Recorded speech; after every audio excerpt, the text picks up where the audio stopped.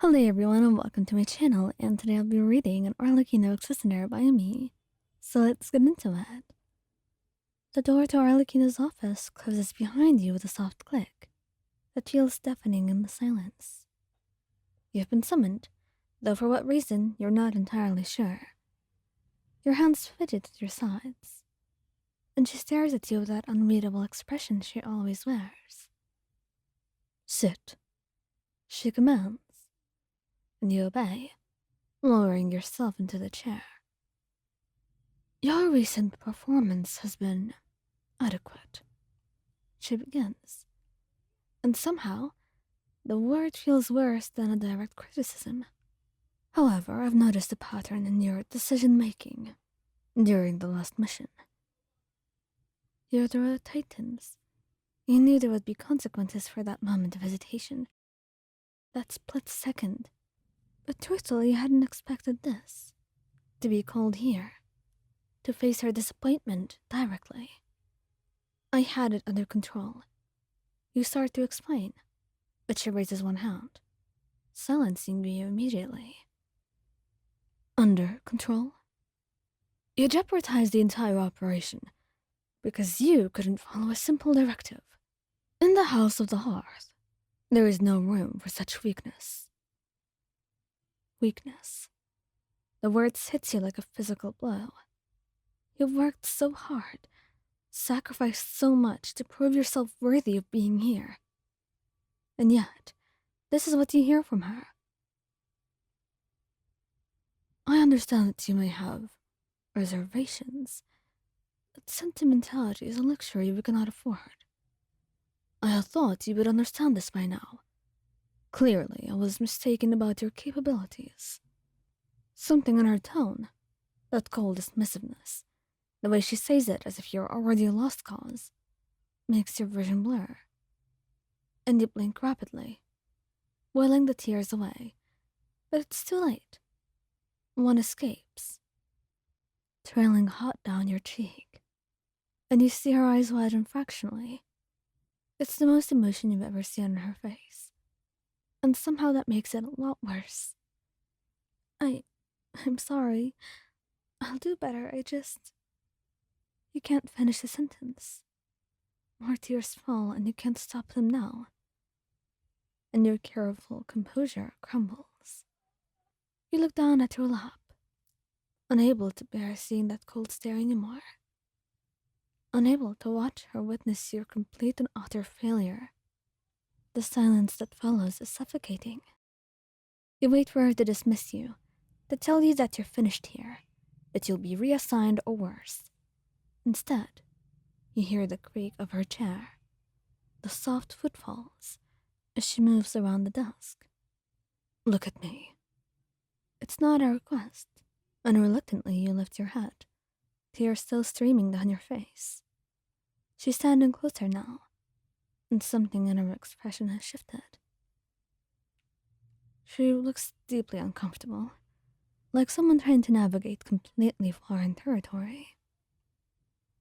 This, she starts, then pauses, her jaw working as if the words themselves are fighting her.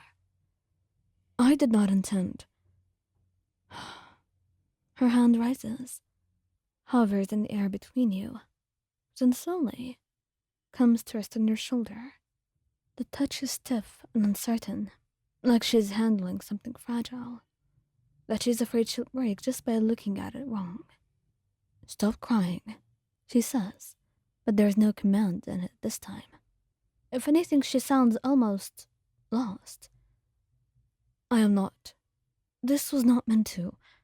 She stops again, frustration flickering across her features. You can see her struggling, can see the war between what she knows how to be and what she is trying to become in this moment. You are valuable. She finally manages. To the house. And to me. Your skills are considerable. This assessment was meant to be constructive, not.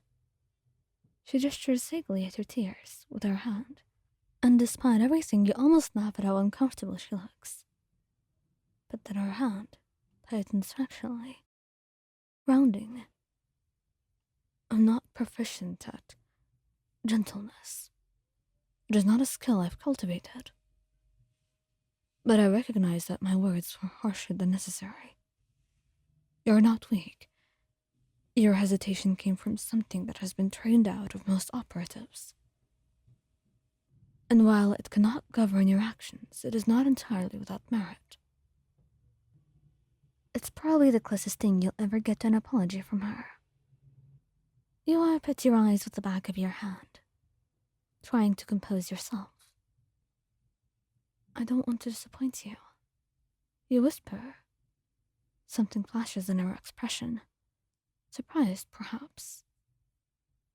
Or something softer that she quickly suppresses.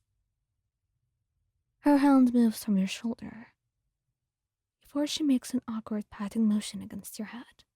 It's stiff and mechanical. You have not disappointed me. If you had, you would not be here. I would not be attempting this. She pulls her hand back, and her voice remains soft when she continues. You may go. Rest. Tomorrow, we will discuss how to better channel your considerations into actionable intelligence, rather than mission liabilities. And in the future, if my methods prove too severe, you have permission to indicate such. I am attempting to recalibrate. It disclosed the vulnerability someone like Arlecchino can offer you at the stage. And you stand, steadier now, and nod. Thank you. You manage. And as you reach the door, her voice stops you one final time. You did well today, despite everything. You don't turn around, afraid that seeing her expression might shatter this fragile moment. But you smile as you leave. And you think she knows. Arlecchino's not good at being gentle.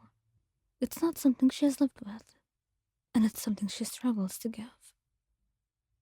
But she will try. She never wants to be the reason for your tears ever again.